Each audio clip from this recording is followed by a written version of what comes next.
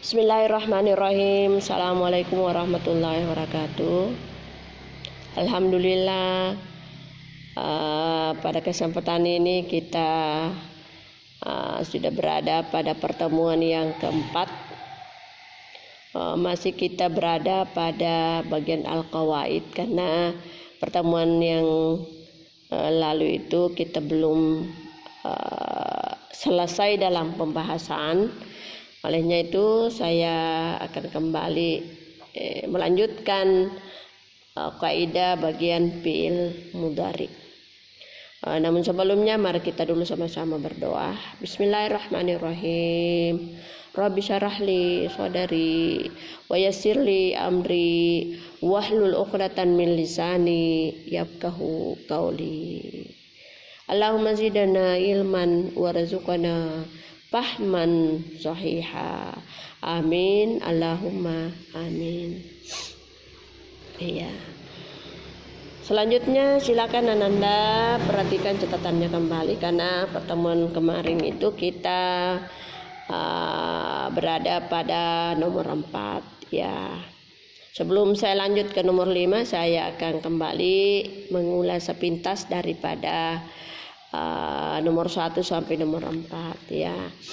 Sebagaimana yang saya sudah jelaskan bahwa nomor 1, 2, 3 itu merupakan contoh yang menunjukkan pada fi'il madi. Ada fi'il madi yang berdiri sendiri, makanya dia memakai baris fathah. Dalam hal ini nomor 1 pada kata zahaba. Kemudian yang kedua ada memakai ta fa'il yang menunjukkan damir munfasil ya, yang harus bersambung dengan kata di belakangnya. Dalam hal ini nomor 2 patah titiknya ini yang kembali kepada anti, itu termasuk ta damir. Kemudian yang ketiga adalah rahalat. Ta yang dimaksud di sini adalah ta perempuan yang ta sukun, yang menunjukkan bahwa yang berkunjung itu adalah perempuan. Kemudian yang nomor 4 ini merupakan contoh daripada fi'il mudhari. Ada 3 yang di garis bawahi, yang saya suruh garis bawahi, yakni yuridu, ayyashaba dengan liyaftaha. Ada 2 macam fi'il mudhari di sini, bentuk ya, bukan macam. Bentuknya yakni yuridu. Yuridu itu memakai baris, perhatikan barisnya, memakai baris dhamma pada huruf terakhirnya, yakni yuridu. Kenapa? Karena sebelum kata yuridu itu tidak ada apa-apa, artinya sunyi dari huruf-huruf yang bisa merubah barisnya. Tidak sama dengan yang kedua yashaba. Tadinya berbunyi yashabu, tetapi setelah ada an di belakangnya maka yashabu berbaris dhamma, tadinya berbaris dhamma maka beralih menjadi fathah. Kenapa? Karena ada huruf nasab di depannya. Begitu juga liyaftaha, yang awalnya itu berbunyi yaptahu kalau tidak ada huruf di depannya, karena kebetulan ada huruf li yang merupakan huruf nasab, maka wajib hukumnya fi'il mudhari itu berbaris fathah karena ada huruf nasab. Yang kelima, lam ahsul, kemudian ada 2 ya, wasata'allamu. Jadi fi'il mudhari di sini adalah ahsulu.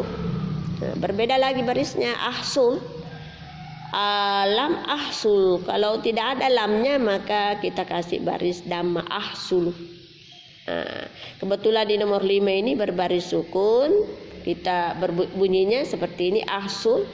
Kenapa? Karena ada lam di belakangnya yang merupakan huruf jazam. Jadi kesimpulannya bahwa fi'il mudhari yang dimasuki huruf jazam, salah satu huruf jazam, maka wajib hukumnya berbaris sukun kalau ia menunjukkan 1 pada fi'il mudhari itu. Kalau 2 ya itu dibuang nunnya, kemudian kalau banyak dibuang juga nunnya.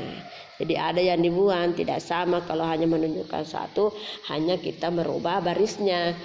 Barisnya pertamanya berbunyi ahsulu, setelah mendapatkan huruf jasam, salah satu huruf jasam, maka ia baris sukun. Tidak sama dengan yang tadi itu, yang nomor 4 itu dia berbaris fathah. Kalau ini huruf jasam, dia berbaris sukun atau mati. Coba lihat itu ahsul, lam ahsul. Saya belum memperoleh, saya belum mendapatkan ya ranking pertama. Selanjutnya fi'il mudhari yang kedua, saat ta'allamu. Ini berbeda barisnya ya. Berbaris dhamma pada huruf terakhirnya, yakni saat ta'allamu. Kenapa saat ta'allamu tidak berbaris fathah, tidak berbaris sukun? Karena tidak ada huruf yang menjadi penyebab untuk berubah barisnya pada bagian akhirnya. Ini ada huruf sin, itu termasuk tanda daripada fi'il mudhari. Jadi kita bisa artikan akan belajar, dan saya akan belajar dengan penuh sungguh-sungguh dan rajin. Jadi itu sahnya ya, bukan huruf tetapi huruf jasam, huruf nasab dan sebagainya, tetapi itu termasuk tanda daripada fi'il mudhari. Kemudian yang keenam, lantagiba Aisyatu anit dirasati wasaupa tanja bidarajati mumtaz. Ada dua fi'il mudhari yang digarisbawahi tadi adalah tagiba dengan tanjahu. Ada perbedaan lagi ya, ada perbedaan baris antara tagiba dengan tanjahu. Satu berbaris fathah, satu berbaris dhamma. Ya, nomor 6 tadi ini sama dengan nomor 4, yakni ayashaba. Ada lan itu termasuk huruf nasab, makanya fi'lun mudhari sesudahnya itu berbaris fathah, yakni ba-nya itu tagiba. Sekiranya tidak ada lan maka kita baca tagibu, tetapi ada lan maka beralih menjadi fathah, yakni tagiba. Kemudian fi'il mudhari yang kedua adalah tanjahu. Tanjahu. Kenapa berbaris dhamma? Karena tidak ada huruf di depannya atau di belakangnya yang bisa merubah baris. Makanya dia pakai baris aslinya, yakni berbaris dhamma apabila menunjukkan satu. Kemudian yang ketujuh, yang ke-8 ini merupakan contoh daripada fi'il amar. Kita buka kotaknya itu. Ya. Fi'il amri. Ma dalla ala talabin wuku'il fi'li minal fa'ilil muhatabi bi ghairi lamil amri wa alamatihi ayyadullu ala talabi bisigati ma'a qabulihi ya'ul muannasatil muhataba. Kata yang menunjukkan tuntutan terjadinya pekerjaan yang muhataba, pekerjaan dari muhataba orang kedua tanpa menggunakan lamul amri. Di antaranya tandanya adalah bisa menerima ya muannas al muhataba, ya muannas dengan al muhataba. Yang jelasnya ini adalah fi'il amar, kata kerja pada saat itu yang menunjukkan perintah. Perintah itu bisa untuk laki-laki, bisa untuk perempuan. Ada contoh yang di bagian terakhir itu adalah uktub, ijlis, iftah, iftahi. Itu salah satu contoh umumnya adalah pada bagian huruf terakhirnya itu memakai tanda sukun. Memakai tanda sukun. Ya. Kita kembali pada contoh nomor 7. Walal muaddabu ya sayyidi imla hadhil istimara min fadlika. Yang digarisbawahi ini hanya satu, yakni imla. Tulislah. Bisa juga uktub, tulislah, imla. Tulis imla lah. Ini menunjukkan laki-laki yang disuruh untuk menyalin, jadi makanya dia pakai baris sukun karena tidak ada yang mempengaruhi bagian depannya, tidak ada huruf-huruf Makanya dia pakai al-imla. Imla ini adalah sukun dan memang ini masuk tanda umum daripada fi'il amar. Yang kedelapan yang merupakan terakhir udahulu, kemudian waqra'u. Ini menunjukkan perintah masuklah, tapi ini maksudnya banyak orang. Maka ada dia pakai udahulu, dibuang nunnya, dibuang nunnya, sama dengan waqra'u, dibuang nunnya. Kalau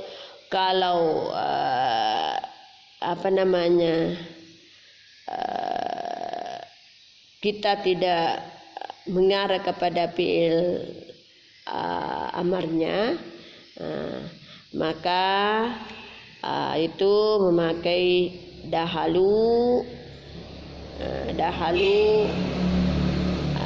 kemudian qara'u, qara'u. Tetapi karena dia menunjukkan fi'il mudhari, maka kita tambah alif di depannya, menjadilah ikra'u, kemudian udahulu. Itu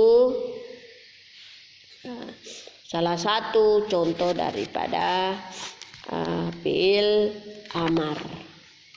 Kemudian kesimpulannya bahwa pada fi'il madhi ini mempunyai tanda daripada huruf terakhirnya, yakni fathah. Fathah apabila menunjukkan mufrad. Kalau misalnya dua, itu ada polanya ya, menjadilah zahaba. Kemudian banyak, zahabu.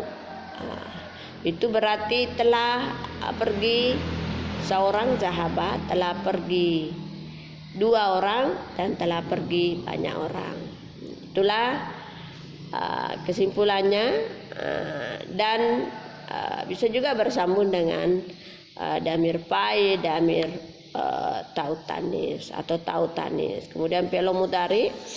Ini fi'il mudhari banyak pembahasannya ya, karena pada setiap fi'il mudhari itu ada, pada awalnya fi'il mudhari itu ada tanda yang menunjukkan fi'il mudhari disebut sebagai huruful mudhari. Artinya kalau diawali dengan huruf mudhari itu, maka dia masuk fi'il mudhari. Ada 4 itu, alif, nun, ya, ta. Biasa disingkat anita, bisa disingkat anaitu.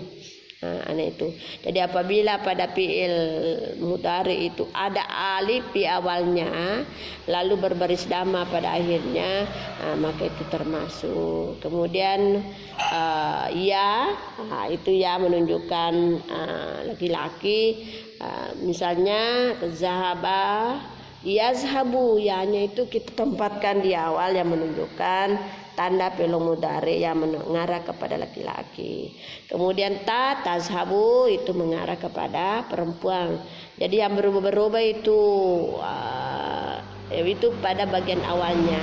Ada memakai alif, ada memakai ya, ada memakai ta, ada memakai nun. Tergantung kalimat atau maksud kalimat kita, maksud kata yang kita inginkan, apakah dengan seorang perempuan, seorang laki-laki, apakah menunjukkan saya ataukah menunjukkan kami. Itu kita pakai masing-masing huruf fi'il mudhari itu. Misalnya kalau alif menunjukkan saya, kalau ya berarti dia laki-laki, kalau ta berarti dia perempuan, kalau nun dia kami laki-laki, bisa kami perempuan. Begitu juga saya laki-laki, saya perempuan. Contoh, kita mengambil satu contoh ya, misalnya kataba. Kataba itu adalah fi'il madhi, tapi kalau mau dirubah menjadi fi'il mudhari boleh saja. Bagaimana caranya? Ditambah tadi itu salah satu hurufnya, yang keempat itu, baru barisnya bagian akhirnya dirubah menjadi dhamma. Misalnya ya, karena tadi saya katakan ada 4. Nah, kita ambil contoh kataba. Ingat, perhatikan barisnya itu berbaris dhamma kataba, karena itu masuk fi'lun madi bagian pertama, belum ada tanda fi'il mudhari. Kalau kita mau jadikan fi'il mudhari, kita tambah huruf. Nah, kita awali dulu dengan huruf alif yang menunjukkan saya. Maka kataba menjadilah aketubu berbaris dhamma. Kemudian alifnya diganti menjadi ya ketubu. Kemudian ya-nya dibalik lagi atau diroh menjadi ta ketubu. Kemudian nunnya itu dirubah lagi menjadi nun, maka menjadilah na ketubu. A ketubu alifnya saya menulis, ya ketubu dia laki-laki sedang menulis, ta ketubu dia seorang perempuan sedang menulis, na ketubu kami sedang menulis. Itulah merupakan tanda fi'il mudhari. Kemudian fi'il amar adalah yang menunjukkan perintah pada saat sekarang, yang menunjukkan perintah pada saat sekarang, baik untuk laki-laki baik untuk perempuan. Anak-anakku sekalian, ada beberapa tabel-tabel yang dibawa, entah apa Nanda saya kirimkan dulu itu atau bagaimana. Jadi ini ada beberapa contoh yang dikemukakan, yakni hasalah. Nah, itu adalah fi'il madhi karena berbaris fathah bagian akhirnya. Kemudian yahsulu ada huruf mudhari ya di awalnya, kemudian huruf barisnya berubah menjadi dhamma yahsulu. Kemudian fi'il amar adalah uhsul. Itu rata-rata memakai baris sukun pada huruf terakhirnya yang artinya memperoleh. Hasalah telah memperoleh, yahsulu sedang memperoleh, usul memperolehlah, perolehlah. Nah, itu. Kemudian bait yang kedua, naqala yangkulu ungkul, qama yaqumu kum, bana yabni ibni, sara yasiru sir, zara yazrau izra, sana yasnau isna, nasiya yansa insa, wafara yuwafir wafir, istara yastari istari. Jadi Ananda ingin membuat atau merubah daripada fi'il-fi'il itu sesuai ketentuan, saya kira tidak ada masalah. Apakah itu fi'il madhi, apakah itu fi'il mudhari dan fi'il amar. Jadi itulah yang menjadi pembahasan lanjutan daripada materi kita ini. Jadi kesimpulannya bahwa fi'il itu terbagi 3. Pertama, fi'il madhi yang menunjukkan arti pekerjaan yang telah berlangsung, yang telah berlalu. Salah satu tandanya adalah ada ta bagian sesudahnya atau di depannya merupakan ta fa'il, yang merupakan ta damir, yaitu yang ti tu tuma itu patah ti patah tuma. Nah, itu kemudian ta utanis, ta perempuan yang menunjukkan ta perempuan yang sukun itu pada huruf. Misalnya kata bat, nah itu tanya sukun itu menunjukkan tanda perempuan. Kemudian fi'il mudhari itu fi'il mudhari ada huruf mudharinya yakni alif, nun, ya, ta. Apabila kita masukkan huruf mudhari di depannya lalu kita robah barisnya sesuai dengan ketentuan, maka itu namanya fi'il mudhari. Tetapi perlu Anda amati ya, perhatikan itu, karena terkadang fi'il madhi itu dimulai dengan salah satu huruf mudhari, misalnya ta'allamu, kan memang sudah ada memang tanya. Berarti itu ta huruf aslinya bukan fi'il mudhari. Bagaimana caranya untuk mendapatkan atau merubah fi'il mudhari itu? Kita lagi tambah huruf di depannya. Misalnya ta'allama kita kasih pakai baris fathah karena memang fi'il madhi. Kalau kita mau jadikan fi'il mudhari ditambah alif, ata'allamu. Tanya tidak dirubah tetapi ditambah karena memang itu huruf aslinya. Ata'allamu, ya ta'allamu, tata'allamu, kemudian nata'allamu. Jadi perhatikan itu huruf pada awalnya, jangan sampai itu memang sudah hurufnya lalu Ananda tinggal barisnya yang dirubah. Tidak seperti itu. Kalau memang huruf aslinya itu sama dengan huruf mudhari, maka tetap kita tambah huruf mudhari yang di depannya untuk membedakan antara fi'il-fi'il yang lainnya. Kemudian fi'il amar adalah fiil yang menunjukkan perintah pada masa sekarang, baik untuk laki-laki maupun untuk perempuan. Sekira inilah yang merupakan pembahasan tambahan pada kesempatan ini, karena memang bagian kawaid itu agak panjang ya. Sebenarnya itu masih perlu kita ulas-ulas terus, tetapi karena waktu dalam hal ini kita dibatasi karena masih adanya beberapa hal yang menjadi pembahasan pada pokok pembahasan kita ini. Sekira demikian, saya akhiri. Billahi taufiq wa hidayah. Wassalamualaikum warahmatullahi wabarakatuh.